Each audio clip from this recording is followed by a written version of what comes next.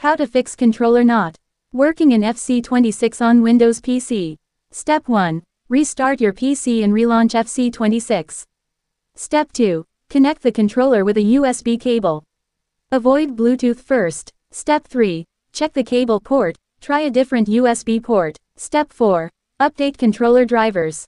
Press Win plus X Device Manager update or reinstall under Human Interface Devices. Step 5. Open Steam right pointing arrow settings right pointing arrow controller. 2. Enable Xbox PlayStation controller support.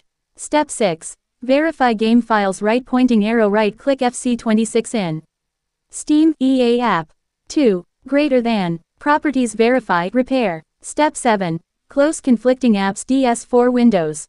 ReWASD, overlays. Step 8. Restart game and test in menus and matches.